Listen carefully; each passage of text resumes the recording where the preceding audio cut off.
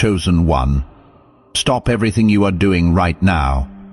Heaven has something urgent to tell you, and it cannot wait. Not because God operates in panic, but because what is being exposed in this moment has been operating in your life for so long that you stopped recognizing it as something being done to you. You started calling it love. You started calling it family. You started calling it the reasonable concern of people who care about you deeply. But chosen one, heaven is naming it today for what it actually is. It is control, sophisticated, patient, persistent control that was delivered in the language of love so fluently that you could not hear the difference for years. Your family used guilt to keep you small, not once, not accidentally. As a strategy, a consistent, generational, expertly executed strategy that had specific tools, specific sentences, and a specific target, and the target was always you. The moment you started becoming who God made you to be, the moment you reached for something beyond the shape your family had decided was your size, the moment you tried to leave, to grow, to choose, the guilt arrived, right on schedule, like it had been waiting, because it had been. Heaven saw every sentence, every tear deployed at a strategic moment, every invocation of sacrifice, every prediction of regret delivered with the certainty of prophecy, every gathering where your choices were discussed as a family concern, every midnight call that arrived when you were closest to stepping fully into your own life.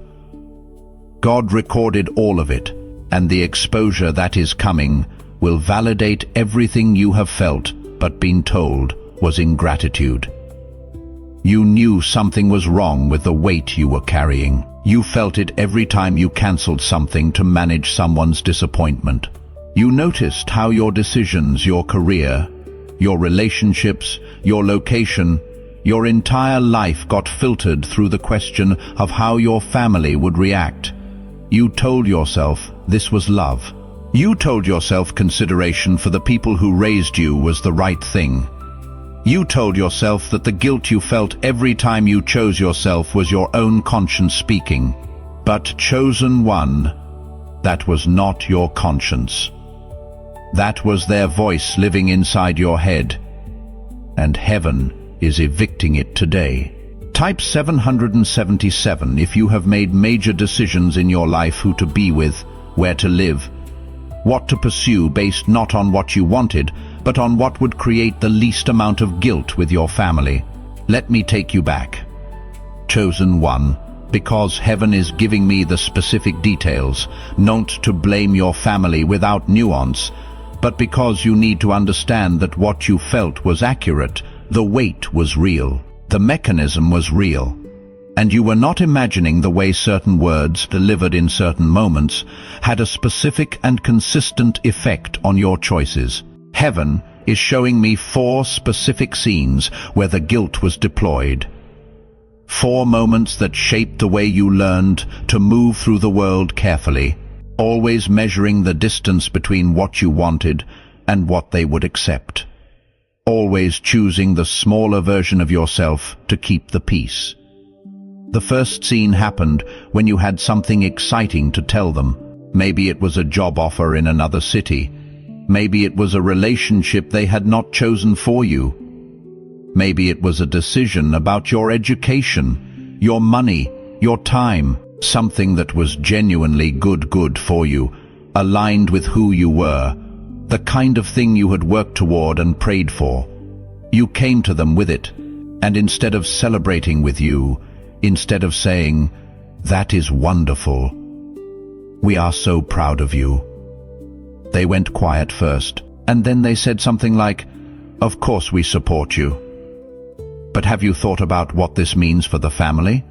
Or, "I just want to make sure you are thinking clearly and not just acting on emotion." Or the one that landed the hardest: "After everything we have done to get you this far, I just hope this is really what God has for you." They did not say no. They never said no. They said things that made you feel that yes was a betrayal, and the joy you walked in with, the pure, clean joy of something going right, left the room feeling complicated, feeling expensive, feeling like something you were going to have to pay for later. The second scene happened when you tried to draw a line. Maybe you said you could not make it to something. Maybe you said you needed some time to yourself. Maybe you tried, carefully and gently, to say that a certain kind of conversation was not something you could keep having. You were not aggressive. You were not unkind. You did the thing the books tell you to do. You communicated clearly, with love, about what you needed. And your family responded with the escalation. Not an argument, not an accusation, but something harder to defend against. The silence, the heaviness, the specific atmosphere of a person who has been wounded by your boundary. And then the sentence, "I just do not understand what we did to make you treat us this way," or "I thought we were closer than this," or the one delivered so quietly it cut the deepest, "I am not angry, I am just hurt." And you, who loved them, who never wanted to be the source of their pain, crumbled. You apologized for the boundary. You explained it away. You withdrew the limit you had set, and the lesson you learned that day, the lesson that has governed your life ever since, is that your needs cost too much, that asking for what you required was a form of violence against the people who loved you. The third scene happened at a family gathering. Maybe it was a holiday dinner. Maybe it was a birthday. Maybe it was the kind of casual occasion that families have, where everyone is present, and the dynamics that operate privately now have an audience. Someone asked about your life, a relative who did not know, an aunt who had heard things, a grandparent who wanted to understand your choices, and before you could answer, your family member answered for you, or they answered alongside you in a way that reframed what you said, or they waited until after the gathering and told you, in the car or on the phone the next day, what impression you had made. I think some people were concerned about you. I heard what you said about your plans, and I did not want to say anything in front of everyone.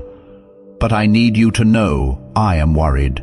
The public gathering became the evidence, and the private debrief became the verdict. And the verdict was always the same: your choices were a problem, and your family's concern about them was love.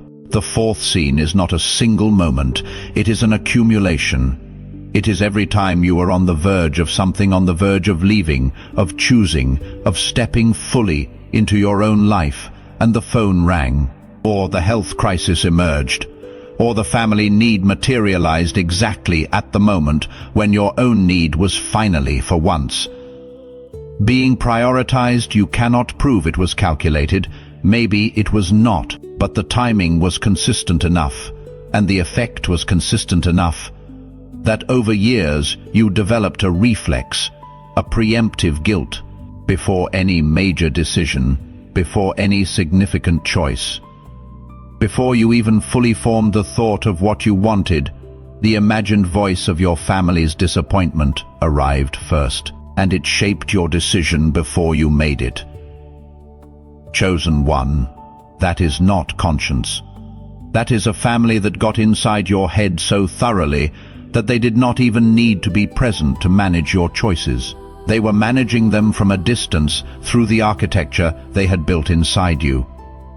Type named if you just heard the exact scenes from your own life in those 4 descriptions.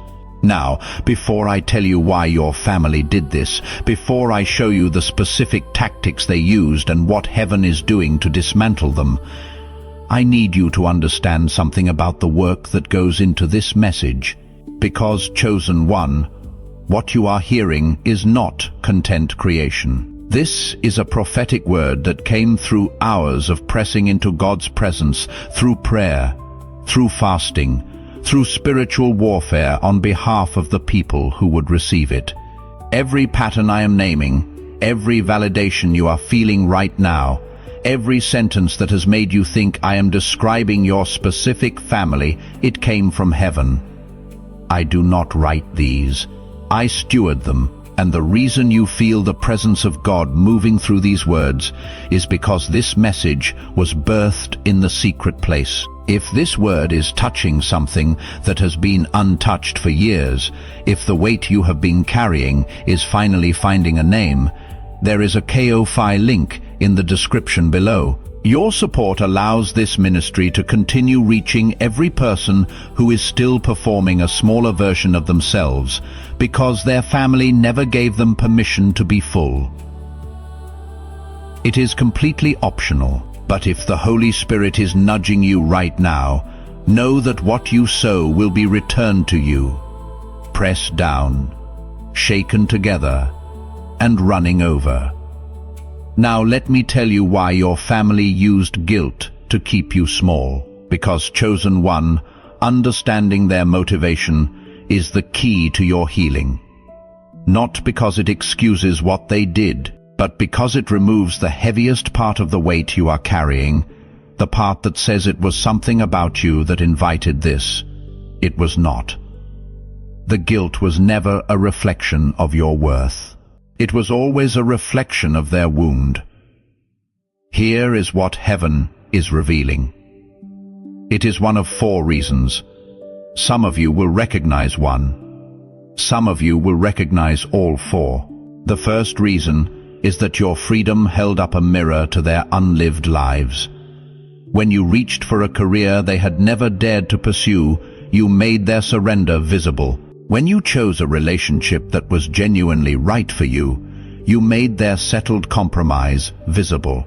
When you moved toward a life that was authentically yours, you made every choice they had made for safety, or for approval, or for the management of someone else's discomfort quietly, painfully, undeniably visible. Your becoming was not an attack on them, but it functioned like one, because your joy exposed their resignation. And rather than let your flourishing inspire them, they needed to contain it. Keeping you small kept the mirror at a distance they could live with. The second reason is that the guilt was passed down to them exactly the way it is being passed down to you. The parent who made you feel that your desires were a form of ingratitude was made to feel the same thing by their parent. The sibling who called your independence selfishness was called selfish for their own independence once. The sentences that arrived in your critical moments, the invoices of sacrifice, the predictions of regret, the reframings of your choices as family betrayal, these were not invented for you. They were inherited. Your family did not design the cage. They were raised in it. And when you came along, they offered you what they believed was love, because it was the only love they had ever been given. That does not make what they did acceptable, but it makes it explainable. And the explanation is not for them. It is for you, so you can finally stop searching yourself for the flaw that made them do this. The flaw was not in you. It was in the inheritance. The third reason is that your potential threatened the family equilibrium. Families develop systems, unspoken systems with unspoken roles, and somewhere in your family's system, a role was assigned to you. Maybe it was the responsible one, the one who stayed close, the one who could be counted on to prioritize the family. That role served a function. And your movement toward a life beyond that role was a disruption to the function. You were not just growing, you were withdrawing from a structural position that the family needed you to occupy. The guilt was not just about love, it was about system maintenance. Your staying small was practically useful to people whose own lives were organized around your availability. The fourth reason is the darkest one, and heaven is showing me it applies to many of you specifically. Your family confused enmeshment with love. They did not know where they ended, and you began. Your wins were their wins, and your failures were their failures, and your life choices were their business, because in their emotional reality, You were an extension of them rather than a separate person with a separate destiny. The guilt they used was not a strategy they were conscious of. It was the automatic self-regulation of people who experienced your independence as a personal abandonment. Every time you moved toward your own life, something in them felt the thing they most feared: loss of you, loss of relevance, loss of the version of family they had constructed. The guilt was how they pulled you back, not with intention, with need, and chosen one. Need disguised as love is still control, no matter how sincere the need is. Type truth. If you now understand that the guilt your family used was never a measure of your actual wrongdoing, it was a measure of their fear, and their fear was never your responsibility to manage. Now, chosen one, let me break down for you the 4 specific tactics your family used to deliver that guilt. Because once you see the mechanism clearly, it loses much of its power. These tactics are sophisticated. They are designed to work on people who love their families, who take loyalty seriously, who are exactly the kind of person you are. And they work best when the person being targeted cannot see them as tactics at all, when they just feel like love with a sharp edge. The first tactic is what is called sacrifice accounting. This is the systematic, ongoing cataloging of everything that was ever done for you, held as a debt that you owe and that can never be fully repaid. It sounds like this: after everything I have done for you, do you have any idea how much I gave up? I have sacrificed my entire life, and this is what I get. Every meal, every school fee, every ordinary act of parenting that was simply what parents are supposed to do, converted into a ledger entry, placed in a column marked what you owe, and presented at the exact moment you were closest to choosing yourself. The sacrifice accounting is not about the past. It is about the present. It is about ensuring that your present choices remain shaped by an obligation to a debt that was never real, but that was made to feel like the most real thing about your relationship with the people who raised you. And chosen one, the most important thing you need to understand about the debt is this: it is designed to be unpayable. A debt designed to control you is a debt designed to never reach zero. Every payment you made, every cancelled plan, every surrendered opportunity, every time you chose them over yourself did not reduce the balance. It just reset the clock. The second tactic is what is called loyalty reframing. Inside your family, the definition of loyalty was slowly, quietly, completely changed. Loyalty used to mean showing up for each other, telling the truth, being present through difficulty. But over time, it came to mean silence, proximity, and compliance. Being a good family member was redefined as not causing disruption, not making choices that created inconvenience, not growing beyond the shape the family had assigned. And every time you pushed against that definition, every time your version of loyalty, honoring your own life and the calling God placed on it, conflicted with their version, staying manageable and close, you were accused of not being loyal. Your independence was framed as abandonment. Your distance was framed as rejection. Your boundary was framed as a statement about whether you really loved them. The reframing is effective because it puts you in the impossible position of choosing between your own life and the accusation of not loving your family. And people who love their families, which you do, cannot easily choose a life that they have been told means they do not love their family. The third tactic is what is called prophetic catastrophizing. They did not just express concern about your choices, they predicted disaster with complete certainty. You will regret this. When we are gone, you will understand what you threw away. I have seen how this kind of thing ends, and it is not good. They weaponized your fear of regret before the regret had any reason to exist. They installed a future pain into your present consciousness so vividly, so specifically, that the imagined future became more powerful than the actual present. And this worked. Chosen one, because you are someone who thinks deeply about consequences, who takes your relationships seriously, who cannot bear the thought of looking back and realizing you got it wrong. They knew that about you. They used it. The prophecies were not revelations. They were threats wrapped in the language of parental concern. And every time you made a choice based on the fear of the disaster they predicted, you gave the tactic exactly what it needed to stay powerful. The fourth tactic is the most effective and the hardest to defend against. It is called emotional hostage-taking. When all other tactics failed, when you had a logical response to the concern they expressed, when you could demonstrate that your choice was sound, when you held your ground with enough steadiness that the argument was not working, they moved from argument to emotion, not anger, hurt, the specific, visible, devastating expression of a person who has been wounded by someone they love. The tears, the silence, the sentence delivered so quietly it bypassed every defense. I am not angry. I am just hurt. And you, who were not trying to hurt them, who loved them even while you were trying to live your own life, could not maintain your position in the face of their visible pain. You would rather absorb any consequence than be the cause of their suffering.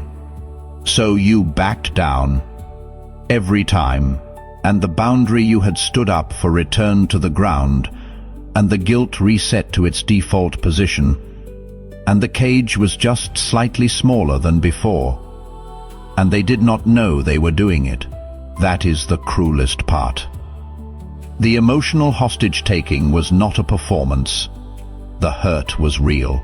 But real hurt, used consistently as a mechanism to prevent someone's autonomy, is still a cage, regardless of the sincerity of the feeling that drives it. Type calculated.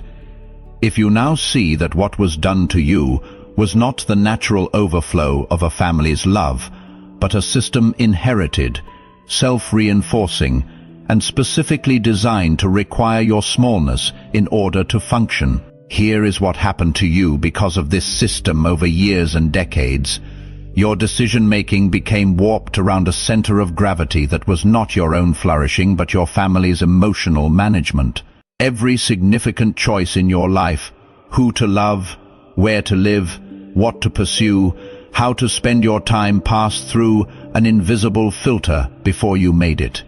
The filter asked not what is right for me, but what is least costly in terms of family reaction. And you made choices accordingly. Some of them were still good choices, but you reached them through the wrong process. And others were distorted choices.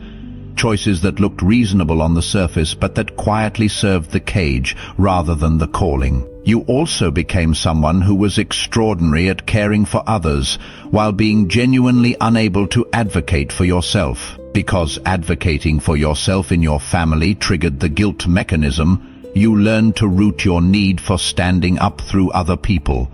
You fought fiercely for the people you loved. But when the person who needed protecting was you backed down. And this pattern did not stay in your family of origin. It followed you into your friendships, your workplace, your romantic relationships. The people who benefited from your fierce advocacy for them were often not offering equal advocacy in return. And you accepted that asymmetry because you had been trained from the beginning to accept less for yourself than you would ever accept for someone else. Your relationship with your own ambitions also changed. You learned to want things quietly, to dream in smaller increments, to set goals that were just ambitious enough to feel like growth, but not so ambitious that they would require you to become someone your family could not recognize. You performed a managed version of yourself for so long that at some point you began to perform it for yourself. You stopped asking, "What do I actually want?" and started asking, "What can I want that will not cost too much?" And chosen one, the life you are living right now, the life that is smaller in some specific, identifiable, real way than the life God designed for you, is the product of that question. It is not who you are. It is what the cage produced. And heaven is opening the cage today. Type free if you are ready to stop asking what you can want without it costing you, and start asking what God actually designed you for. Now, let me tell you what God is doing right now to expose and dismantle this guilt system. Because heaven is not watching this and waiting. The exposure is already in motion. Here is how it is happening in your specific situation. First, the family member who deployed the sacrifice accounting most consistently is beginning to encounter the limits of the debt system, because the debt only works as long as you are still inside it, and as you have begun slowly, imperfectly, but genuinely to live with slightly less permission from them, they are starting to feel the mechanism losing its grip. Not because you confronted them, but because compliance has a sound and the absence of compliance has a different one, and they are starting to hear the new sound. It is making them uncomfortable in ways they cannot fully articulate. Heaven is allowing that discomfort to build. Second, other people in your family are beginning to see the pattern from outside it. A cousin who grew up in a different household, a sibling's partner who came in from outside and can see clearly what everyone inside the system has been trained not to see. A family friend who has been watching for years and has finally found the language to name what they observe. The system has been self-sustaining because everyone inside it learned its rules as children and absorbed them before they could question them. But when people who did not learn the rules look at the system, they see it, and they are starting to say what they see. And the saying is reaching places inside your family that your own voice could not. Third, the family member who deployed the emotional hostage taking most effectively is beginning to experience the specific loneliness that this tactic always eventually produces, because relationships sustained by one person's guilt, rather than genuine mutual desire, are relationships that are hollowing out from the inside. The closeness is performed rather than felt, and performed closeness is exhausting for both people, including the one who is receiving it. They are starting to feel the hollowness. They are starting to wonder whether the thing they preserved by keeping you small is actually the thing they wanted. And in those moments of wondering, the first edge of genuine self-examination is beginning. Fourth, and this is the most significant movement you are changing, the fact that you are receiving this word, the fact that it is landing with the weight of recognition rather than guilt, means that the mechanism is already losing its power over you, because the guilt only functions in the dark. When it is seen, when it is named, when it is understood as a system rather than experienced as a verdict, its authority begins to collapse. And as you hold the boundary that you set last month or last week, or will set for the first time tomorrow, and find that the disaster they predicted does not arrive, the prophetic catastrophizing also loses its currency. You are becoming evidence against the system, and evidence is the one thing the system cannot absorb. Type exposed if you believe God is already dismantling the system, that the mechanism is losing its power, that the evidence of your expanding life is refuting every prediction they made about what would happen if you became fully yourself. Now, chosen one, before I tell you what is coming next for you, I need to speak to those of you who are feeling a pull in your spirit right now. This message is not content. It is ministry. It came through fasting, prayer, and hours of pressing into the presence of God, specifically for the people who needed to hear it. Every pattern named, every tactic exposed, every sentence that made you feel seen, it came from heaven. The Ko-Fi link is in the description, and pinned in the first comment. If this word has broken something loose in you today, if years of confusion are finally becoming clarity, I am asking you to consider sowing into this work. I am not asking you to give out of guilt. You have had enough of that. I am asking you to give out of gratitude, out of faith, out of the recognition that what you just received is worth supporting so someone else can receive it tomorrow. Some of you felt something specific when I mentioned this. That is not coincidence. That is the Holy Spirit. Do not dismiss it. Sow now and watch what God does in this season. Now let me tell you what is coming for you, because the exposure of the guilt system is not just about freeing you from what was. It is about positioning you for what is next. Heaven does not dismantle a cage without preparing a field for the one who was inside it.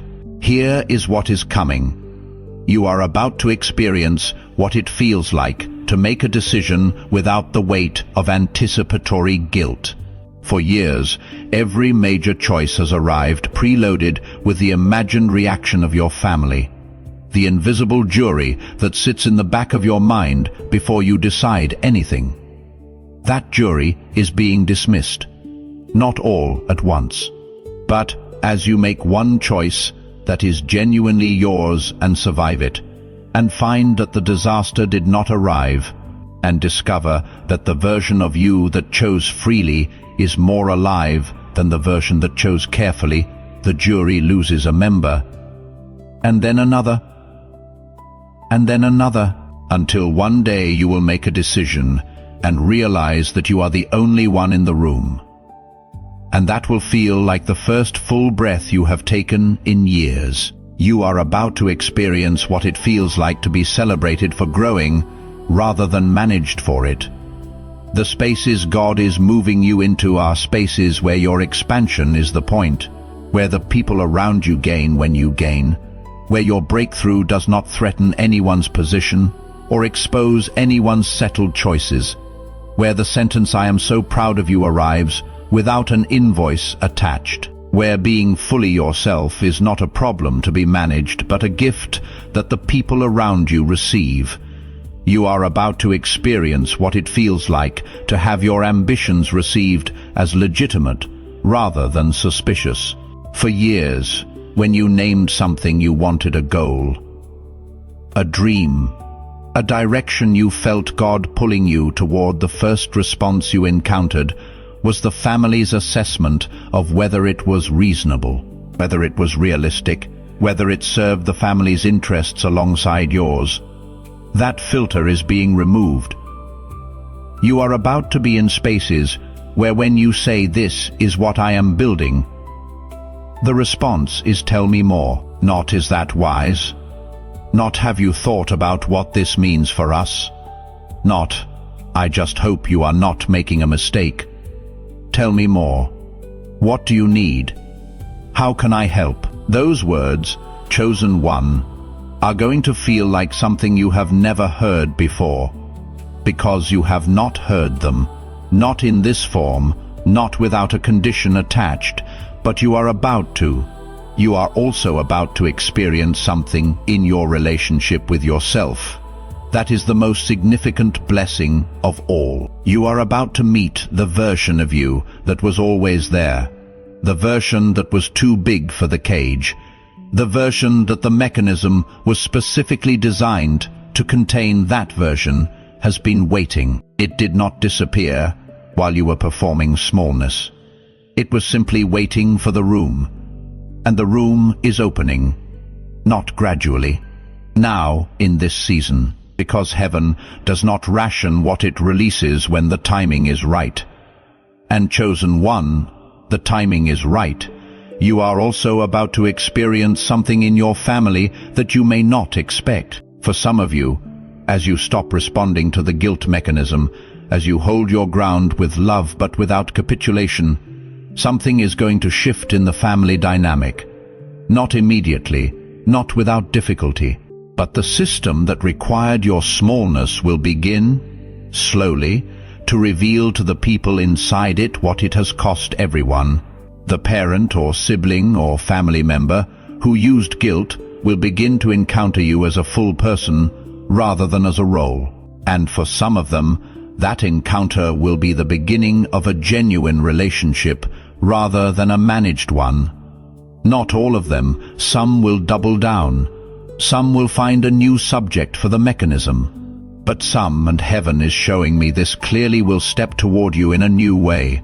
Because people who are freed from performing control sometimes discover, for the first time, what the relationship they were controlling could actually become. What this season requires of you is the willingness to disappoint people without interpreting their disappointment as evidence that you were wrong. Your family will be disappointed when you stop responding to the guilt. That disappointment is not data about your morality. It is data about the limits of a system that is losing its subject. Your leaving is not betrayal. Your boundary is not cruelty. Your full life is not ingratitude. It is obedience to the calling that God placed on your life before your family had any opportunity to define the shape of it.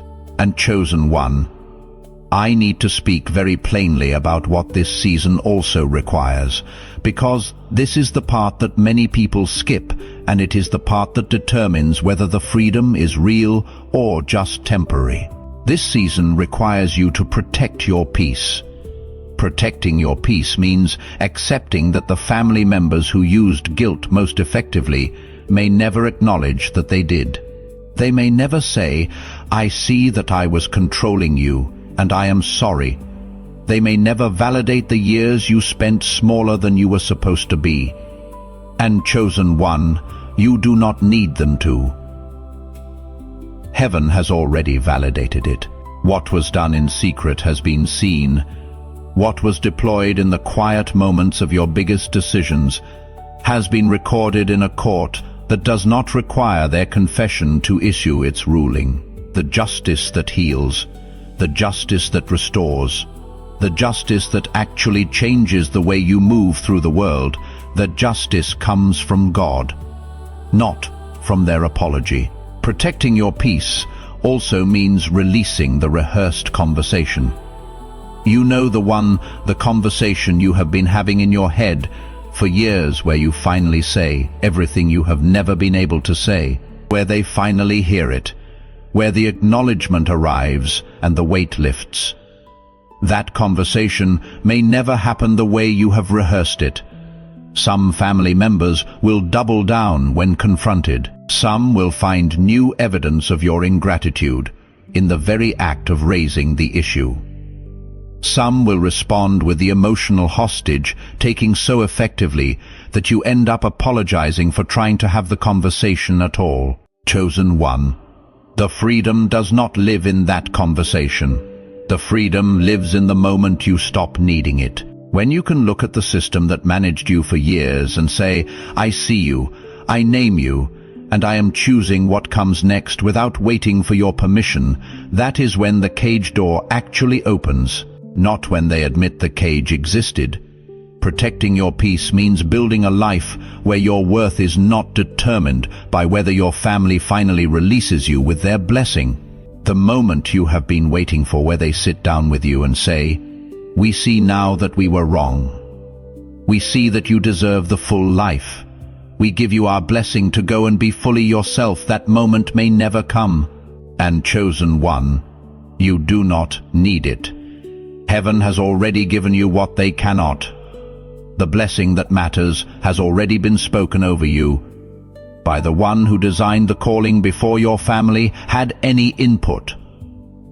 Go, build, become. The blessing is not pending. It was already released. Type peace if you are ready to let go of the need for your family to release you, and trust that heaven has already authorized everything you are stepping into. Now, chosen one, let me give you a specific word about what is coming for the family members who used guilt to keep you small, because some of you are wondering whether the control just continues, whether they simply find a new person to manage, whether the mechanism runs forever without cost. And heaven is saying, No, the first consequence they are facing is the most intimate one. They are losing access to the version of you that the mechanism required. The compliant you, the shrinking you, the you that bent around their needs. As you become fuller, as you take up more of the space God designed for you, the version of you that the control sustained is no longer available. And the relationship they had with that version of you cannot be maintained with the actual you that is emerging. They are going to have to either build a new relationship with the real you or grieve the loss of the managed one. Both outcomes are forms of consequence. The second consequence is their own private reckoning with what the control cost them. Because relationships built on one person's compliance rather than genuine mutuality are relationships without real intimacy. They controlled what you gave them, but they also prevented themselves from ever receiving what you actually are. The love you would have given freely, without the weight of obligation, is love they never got.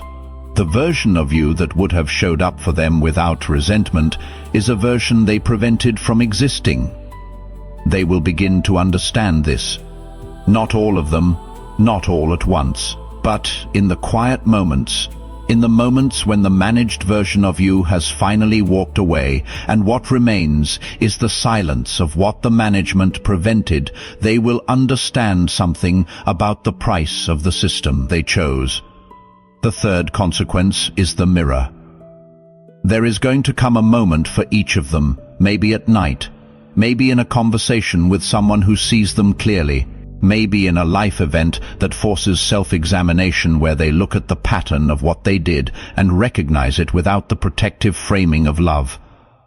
Where the sacrifice accounting is revealed as what it actually was, where the emotional hostage-taking is seen without the costume of genuine feeling. And that recognition, chosen one, is more lasting than any confrontation you could have initiated. It does not require your presence. It requires only their honesty, and heaven is engineering the circumstances under which that honesty becomes unavoidable. Before we close, I want to address something that many of you are feeling right now as this message has unfolded. You have been feeling two things simultaneously: relief and anger. Relief because someone finally named it. Relief because you are not ungrateful, you were controlled. And there is a profound difference between those two things, but also anger. Anger at the years the mechanism governed. Anger at the opportunities it cost you. Anger at the version of yourself that was smaller than you were supposed to be. Anger at yourself, sometimes for how long it took to see it, chosen one. Both of those feelings are valid. Both are necessary, and both are temporary. The relief will grow into peace. The anger needs to be processed carefully, not suppressed, not denied, felt completely, written out, cried out, brought before God, without censoring a single word of it.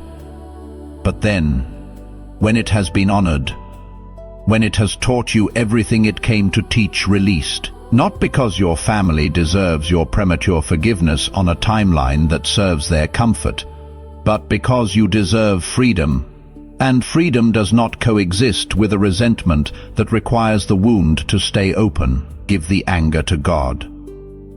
Say, "This is yours. You are the judge. You handle the accounting. I am choosing what comes next." And then walk. Type release if you are choosing to release the anger and trust God to handle the consequences of the control, while you turn your full attention to the life that was always waiting for you on the other side of the cage. Now, I need to be completely honest with you about something important before we close. This message, the specificity of it, the way each tactic was named, the way the scenes described your exact life, did not come from a script or a psychology textbook. It came from hours of pressing into God's presence, from fasting, from spiritual warfare, from carrying the weight of what heaven wanted to say to the people who needed to receive it. I steward these revelations. I do not create them. And the reason you felt the presence of God moving through what you heard is because it was heaven speaking through this work, not my own cleverness constructing a relatable message. Creating prophetic content is my calling. But it requires significant time and resources to continue. If this word has penetrated your spirit today, if the cage has a name now that it did not have when you pressed play, I am asking you to consider supporting this ministry through Ko-fi. The link is in the description and pinned in the first comment. Here is what I want you to understand. This is not just about keeping a channel running. When you sow into this ministry, you are sowing into the kingdom of God. You are ensuring that tomorrow, when someone else is standing at the edge of their own life and feeling the guilt arrive right on schedule, when another person is rehearsing a smaller version of their dreams before they present them to a family that will find a way to make those dreams feel like betrayal, this message will be waiting for them. Your support today becomes their freedom tomorrow. The Bible says in Matthew 10:41, the one who receives a prophet because he is a prophet will receive a prophet's reward. Chosen one, when you support the prophetic work that is reaching you today, heaven does not forget that. The reward that belongs to the work flows back to you. What you give to God's work, God gives to yours. Your $10, your $25, your $50 becomes someone else's breakthrough. Your generosity becomes someone else's first day of freedom from the cage. The link is waiting. I am not asking you to give out of guilt. You have had enough of that.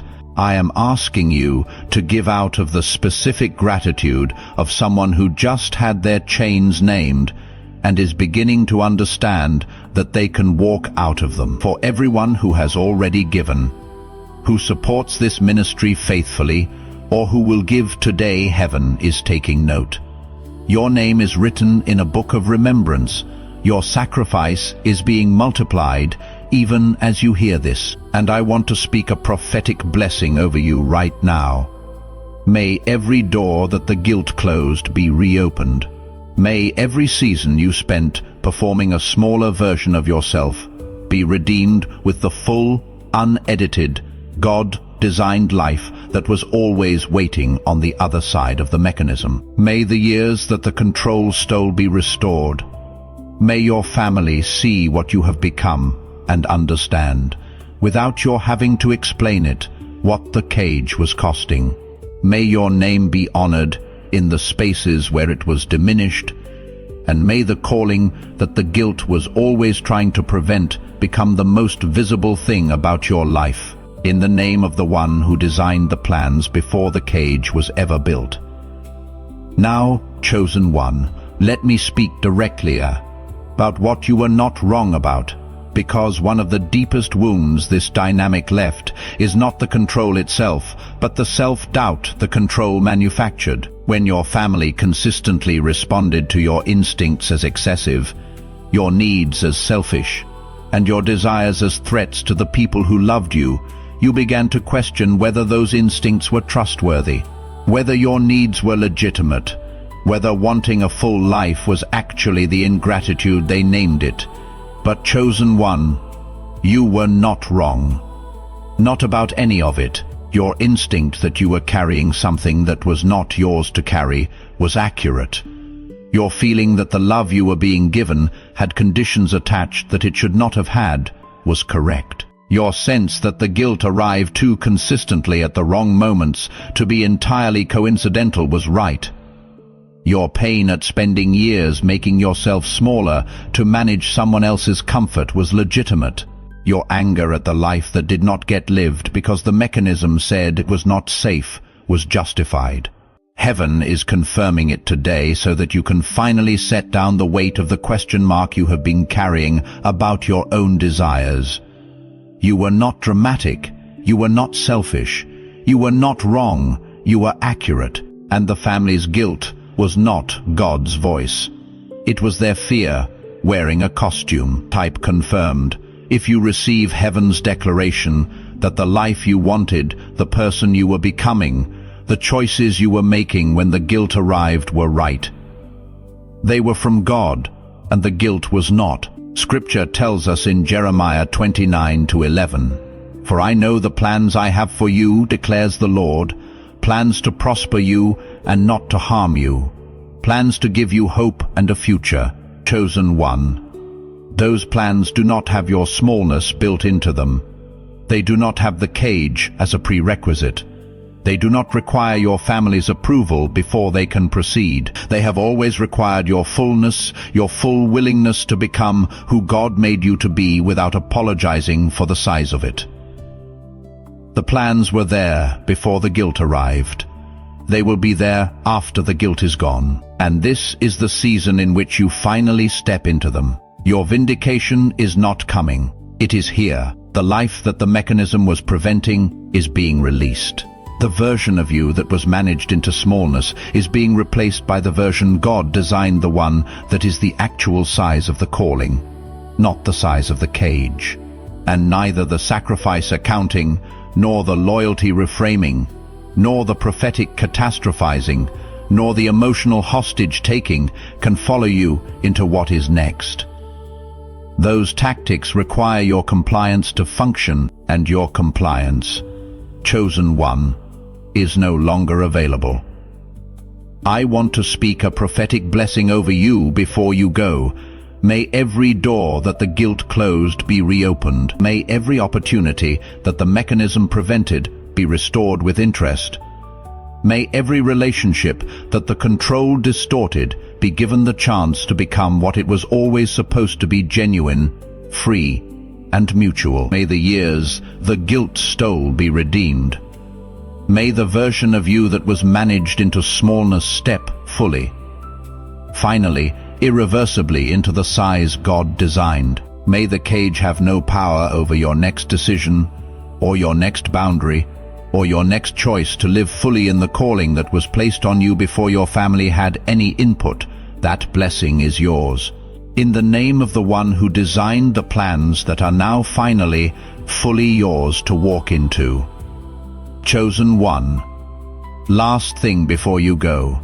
Your family is not the author of your story. They were characters in a chapter that operated on false premises, on the premise that the cage was love, that the debt was real, that your smallness was the price of belonging. They do not hold the pen. They never held the pen.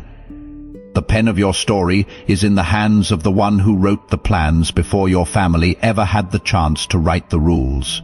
And God is writing the chapter that comes after the guilt.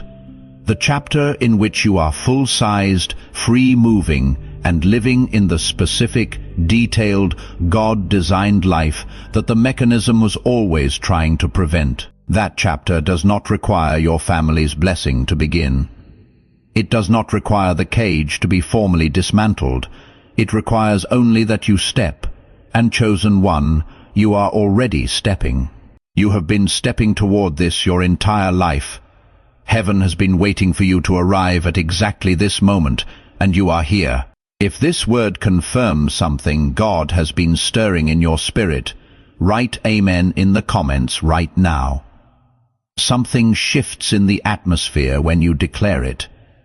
Your new chapter activates. Share this with someone who has been apologizing for wanting to live, who has been making themselves smaller and calling it love, who needs to hear that the life they want is not selfish. It is theirs. Subscribe and turn on notifications so we can continue walking this journey together. And remember, as you leave today, you are not preparing for what is next anymore. You are already stepping into it. Your new chapter has begun.